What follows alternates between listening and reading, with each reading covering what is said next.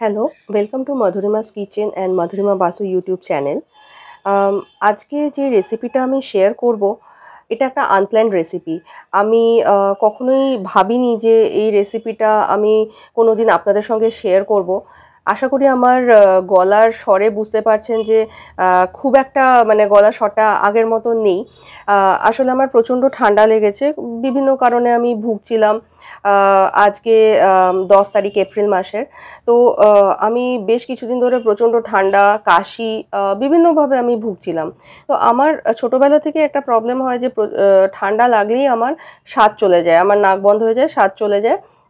আজকে আমি কথা বলতে পারছি যার জন্য আমি এটা আপনাদেরকে শেয়ার করছি। তো সেই কারণে আমি যে মানে যেটা আমি শেয়ার করব, এটা যেহেতু এটা কোনো রেসিপি না, বলতে পারেন ওষুধের সঙ্গে ওষুধ তো দরকারই হয়। কোনো রকম অসুস্থতা হলে ডাক্তার এবং ওষুধ দরকার হয়, কিন্তু তার সঙ্গে পথ্যও দরকার হয়। তো এটা এক ধরনের পথ্য বা টোটকা, যেটা আমার এক কাকিমা বহু বছর আগে, প্রায় 15-16 বছর আগে মাকে বলেছিল। মা এটা আমাকে তৈরি করে দিত মাঝে মধ্যে, সবসময় না। তো এবারে এত কাশি হচ্ছিল, আর তার সঙ্গে আমার স্বাদ চলে গেছে। প্রায় 5 দিন হয়ে গেল। এবার একটা মজার ঘটনা বলছি। যখন কোভিড বা করোনার সময় এরকম জ্বর কাশি হচ্ছিল, আমার লাকিলি আমার কোভিড হয়নি। খুবই অদ্ভুত ব্যাপার, আমার কোভিড কোনো সময়ই হয়নি। আম, তো আমার এরকম স্বাদ চলে গেছিলো। সবাই বলছিল যে হ্যাঁ, টেস্ট করাও, নিশ্চয়ই এটা হবে, নয়তো এটা নেগেটিভ, বা নেগেটিভ যদি আসেও তাহলেও হয়তো কোনো সিমটম নেই। বাট আমার ছোটো থেকেই এরকম হয় যে স্বাদ চলে যায়। তো এটার ক্ষেত্রে যেটা আছে, এটা আমি রেসিপিটা, যেহেতু এটা রেসিপি না, এটার নাম সেইভাবে তো দেওয়া যায় না। আমি বলতে পারি যে ঠান্ডার সময় স্বাদ ফিরিয়ে আনার জন্য আগেকার দিনে অনেক ধরনের টোটকা ব্যবহার করা হতো। তো এটা সেরকমই, সবার ক্ষেত্রে কিন্তু এটা নাও সুইটেবল হতে পারে, মানে প্রযোজ্য নাও হতে পারে। আমার ক্ষেত্রে এটা কিন্তু খাটে, তাও সব সময় না, মাঝে মধ্যে। এবারে এই এটার আমি তাহলে একটা নাম দিলাম যে জ্বরের মুখশুদ্ধি, এটা বলে কীরকম হয়। তো এটাতে যেটা করা হয় যে রসুন রসুন পেঁয়াজ মাখা বা জ্বরের মুখশুদ্ধি, এটাতে স্বাদটা ফিরে আসে ভাতের সঙ্গে এটা মেখে খেলে। মানে কাঁচা পেঁয়াজ বা কাঁচা রসুন বাটা না। তো এটা আপনাকে রেসিপিটা দেখতে হবে, আমি পুরো ডিটেলসে করেছি। যখন আমার খুব ঠান্ডা লেগেছিল, মানে এখনও তো ঠান্ডা লেগে আছে, কিন্তু আমি এটা তৈরি করেছিলাম, এটা টানা 3 দিন আমি খেয়েছিলাম। কোয়ান্টিটি খুবই অল্প, একদম এইটুকুনিখানি ভাতের সঙ্গে খাওয়ার। আমি সেটা রেসিপিতে দেখিয়েই দেবো, দেখতেই পাবেন যে কতটা অল্প খেতে হয়। তো আমার এই ক্ষেত্রে কিন্তু স্বাদ ফিরে এসেছিলো 3 দিন বাদে। আমি দুপুরবেলায় লাঞ্চে ভাত খেতাম, তার সঙ্গে অল্প একটুখানি এটা খেতাম, যেটা জ্বরের মুখশুদ্ধিও নাম দেওয়া যেতে পারে। অথবা এটাও আমরা বলতে পারি যে রসুন রসুন পেঁয়াজ মাখা। আহ, স্বাদ চলে গেলে এটা স্বাদ ফেরাতে আগেকার দিনে তো অনেক ধরনের এই ধরনের জিনিস গুলো ব্যবহার করা হতো। তখন এত ওষুধপত্র কোথায় পাওয়া যেত? শুধু ওষুধপত্র এরকম পাওয়াও যেত না, বা ট্রিটমেন্টও সেইভাবে, চিকিৎসাও সেভাবে হতো না। তো এখন বলতে নেই, আমার এখন শরীর আগের থেকে বেটার আছে। কথাও বলছি, আমার তো পুরো ভয়েস চোকড হয়ে গেছিলো। সেটা অবশ্যই ওষুধের জন্য, নিশ্চয়ই ওষুধের জন্য, আর তার সঙ্গে স্বাদ ফিরে আসার, সেটা ওষুধের জন্যও হয়েছে। আর অ্যাট দ্য সেম টাইম এটা আমি খেয়েছিলাম, বেদানাটাও আমি খেয়েছিলাম। তবে বেদানা, হ্যাঁ, প্রচণ্ড এক্সপেন্সিভ, আমি এটা বলতে পারি। তো বেদানার বদলে ঘরোয়া টোটকা হিসেবে এই পেঁয়াজ রসুনের যে মাখাটা, এটা যদি স্বাদ চলে যায়, এটা ব্যবহার খেয়ে দেখতে পারেন।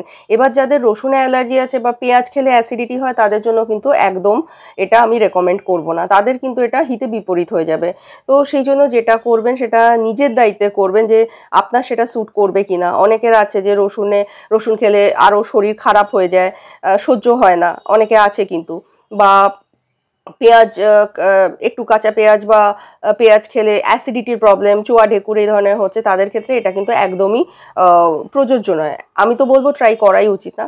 তো আমি যেহেতু উপকার পেয়েছিলাম, আমি এই কারণে এটা শেয়ার করলাম যে কে বলতে পারে যে আমি ওই কাকিমা থেকে অত বছর আগে উপকারটা পেয়েছিলাম। তখন কোথায় ইউটিউব, কোথায় ফেসবুক, বা কোথায় সোশ্যাল মিডিয়া।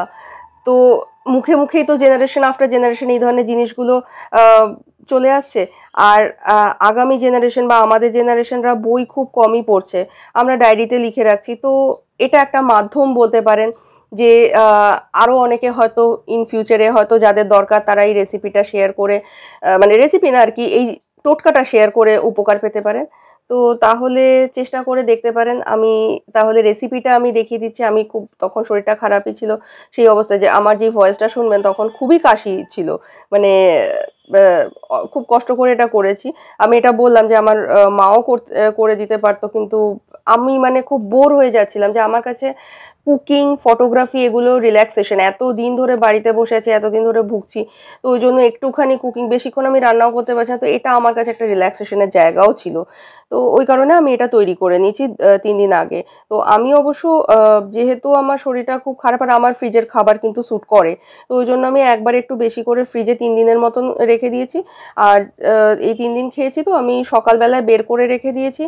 রুম টেম্পারেচারে এসছে, আমি ভাতের সঙ্গে মেখে খেয়েছি। কিন্তু আপনারা যদি এটা আপনাদের করতে হয়, আপনারা দিনেরটা দিনেও বানাতে পারেন, তাতে কোনো অসুবিধা নেই। তাহলে আর অনেক কিছু বলে ফেললাম। এবার দেরি না করে সোজাসুজি আমরা রেসিপিতে চলে যাচ্ছি।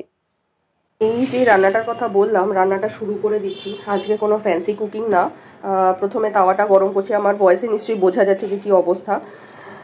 এই সরি, এখানে এই যে যেটা আছে, পেঁয়াজ বেশি, রসুন কম, আমি একটা শুকনো লঙ্কা ব্যবহার করছি, কালো জিরা। যেহেতু এটা পথ্য হিসাবে ব্যবহার করা হবে, এমনিতেও খাওয়া যেতে পারে, শীতকালে খাওয়া যেতেই পারে রসুন। এটা আমি কিন্তু ভর্তা হিসাবে না, মাখা হিসাবে ব্যবহার করছি। এটাতে প্রথমে সর্ষের তেল দিয়ে দিতে হচ্ছে। সর্ষের তেলটা একটু গরম হতে দিতে হবে। আগে আমি প্যানটা গরম করে নিয়েছি যাতে বেশিক্ষণ সময় না লাগে। রেসিপিটা আমার যেটা বললাম যে আমার কাকিমা বহু যুগ আগে বলেছিল যে আমার এত সর্দি হয়েছিল, মানে ঠান্ডা লেগে গেছে, কাশি, এখনও সেই জিনিসটা হচ্ছে। মাই হঠাৎ করে বললো যে তুই এটা একবার ট্রাই করে দেখ না, মুখে যদি স্বাদ চলে আসে। এটা খুব ইজি ব্যাপার। সব কিছু একবারে আমরা দিয়ে দিচ্ছি।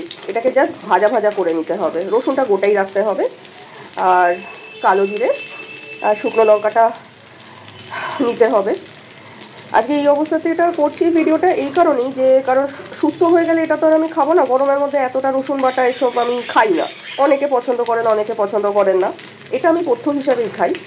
এটা যখন ভাজা ভাজা হয়ে যাবে পুরো, তখন এই যে কাঁচা পেঁয়াজ আর একটু ধনেপাতা স্বাদের জন্য এটার সঙ্গে ভালো করে মিক্স করে নেব, মেখে নেব। তো তারপরে সেটা দেখাবো। তো তাহলে এখন এটা জাস্ট ভাজা ভাজা করে নেব, বেরেস্তার মতন যেন না হয়, বেরেস্তার থেকে কম, একটু নরম ভাজা ভাজা মতো যাতে মাখা যায়। তো এই প্রথমবার আমি এইভাবে করছি। এটা আমার মাও করে দিতে পারতো, বাট এটা আমি এইটুকুনি ফিট আছি যে আমি এইটুকুনি রান্না আমি করে নিতে পারবো, আদারওয়াইজ আমি আগুনের সামনে আসছি না। এই যে শুকনো লঙ্কাটাকে একদম সাইডে দিয়ে দিয়েছি। শুকনো লঙ্কাটা আগে হয়ে যাবে শক্ত ভাজা ভাজা, তখন আমি লঙ্কাটাকে আমি তুলে রেখে দেবো। আর বাকি রসুন পেঁয়াজগুলোকে আমি ভাজা ভাজা করবো। নুন এখন দেবো না, যখন মাখবো তখন আমি নুন দেবো। আর কাকিমা এটাও বলেছিল যে যখন এরকম স্বাদ চলে যাবে, ঠান্ডা লাগবে, বেদানা খেলে তখন এটা কিন্তু স্বাদটা ফিরে আসে। তো বেদানার তো দাম যথেষ্ট, সবসময় ভালোও লাগে না, আবার বেদানা ভালো পড়বে কি পড়বে না আজকালকার দিনে যা ভেজাল। তো বেদানা আমি এনেছি অল্প। আর এইটাকে আজকে দেখছি যে ভাতের সঙ্গে খেয়ে কী অবস্থা হয়, কারণ প্রচণ্ড ভুগছিলাম। আমার মনে হচ্ছে শুকনো লঙ্কাটা একবার চেক করে নিই। শুকনো লঙ্কাটা হয়ে এসছে। এই যে শুকনো লঙ্কাটা আজকে অত ফ্যান্সিভাবে রান্না করা যাচ্ছে না, যেরকম আমরা ডেইলি রান্না করি সেই রকমভাবেই জিনিসটাকে আমার তৈরি করতে হবে। শুকনো লঙ্কাটা হয়ে গেছে, আমি তুলে রেখে দেবো। এটা চাইলে 3 ভাগে ভাজা যায়, যে আগে শুকনো লঙ্কাটা ভেজে তুলে রাখলাম, তারপরে রসুনটা ভেজে তুলে রাখলাম, পেঁয়াজটা ভেজে তুলে রাখলাম। কিন্তু যেহেতু বললাম শরীর খারাপ, তো সেই কারণে আমি সমস্ত একসঙ্গে দিয়ে দিয়েছি। দেখিয়ে দিচ্ছি, শুকনো লঙ্কাটা ভেজে তুলে ফেলেছি, পেঁয়াজটা ভেজে তুলে ফেলেছি, আর রসুনটা এখনও ভাজা ভাজা হচ্ছে, ওটা একটু নরম হতে সময় লাগে। ব্যাস, এটা ঠান্ডা হয়ে গেছে, মোটামুটি রুম টেম্পারেচারে চলে এসছে। তো তাহলে এবার প্রথমে যেটা করব, নুন দেওয়া নেই, নুনটা দিয়ে দিতে হবে। আর এই যে রসুনগুলো একটু চটকে নিয়েছি অলরেডি, তার মধ্যে কাঁচা পেঁয়াজ আর ধনেপাতা দিয়ে দিচ্ছি, আর খুব সামান্য সর্ষের তেল। এটা কিন্তু মাস্ট। সত্যি যা তা অবস্থা, যা ওয়েদার।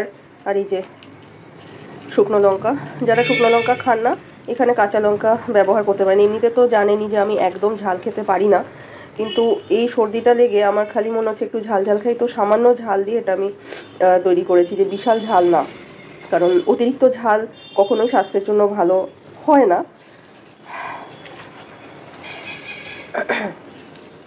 তো মাখাটা হয়ে যাচ্ছে, রসুনটা একটু ভালো করে মেখে নিতে হবে। মোটা রসুন না থাকলে ছোট রসুনও নেওয়া যেতে পারে, যেরকম থাকবে। আমি মোটা পেয়েছি, ওই জন্য আমি মোটাগুলো ব্যবহার করেছি, সুবিধা হয় আর টেস্টও ভালো হয় আর কি। আমি রসুনের পরিমাণটা সবসময় এটাতে কমই দিই, বেশি দিই না। তো তাহলে এটা মাখাটা হয়ে গেল, আর এটা ভাত দিয়েই খাবো, এতগুলো না, অল্প করে। তো তাহলে সর্দি কাশির পথ্য রসুন, পেঁয়াজ রসুন মাখা, এটা আমি তৈরি করলাম কালো জিরে দিয়ে। Thank you for watching Madhurima's kitchen and Madhurima Basu YouTube channel. তো এই ধরনের মাঝে মধ্যে টিপস বা হ্যাকস বলতে পারেন, বা কোনো ধরনের সাজেশন, এই ধরনের রেসিপিও আমি মাঝে মধ্যে আপলোড করব। তবে হ্যাঁ, একটা কথা ঠিক, সব কিছু কিন্তু সবার স্যুট করে না। যা স্যুট করে না তার না খাওয়াই ভালো। আপনাদের মনে আছে কি, আমি যেরকম বলেছিলাম আমার সজনে পাতার মেনু মানে রেসিপিটা করে আমার অ্যালার্জি হয়ে গেছিলো, তাই আমি খাই না। তো সুতরাং কারো যদি এটা অ্যালার্জি থাকে বা কিছু হয়, একদম খাবেন না। কারণ আমি এটা ইন জেনারেল আমার ক্ষেত্রে উপকার হয়েছে তাই আমি শেয়ার করছি, অন্য ক্ষেত্রে হয়তো অপকার হতেও পারে। তো সেটা যা করবেন জেনে বুঝে করবেন। এর জন্য কিন্তু মাধুরিমা বাসু বা মাধুরিমাস কিচেন চ্যানেল কোনোভাবেই দায়ী থাকছে না। ধন্যবাদ। প্রথম যখন খাওয়া হয় তখন এটা কোনো স্বাদই লাগে না, তখন মনে হয় যে কি খাচ্ছি কে জানে। কিন্তু 3 দিন বাদে যখন এটা যখন লাস্ট দিন খাই, তখন বেশ ভালোই লাগে, খারাপ লাগে না। আর সত্যি রসুনের গন্ধ কিন্তু করে না, রসুনের ফ্লেভারটা থাকে কিন্তু গন্ধ থাকে না। তো এটাই হলো টোটকা, ট্রাই করে দেখতে পারেন।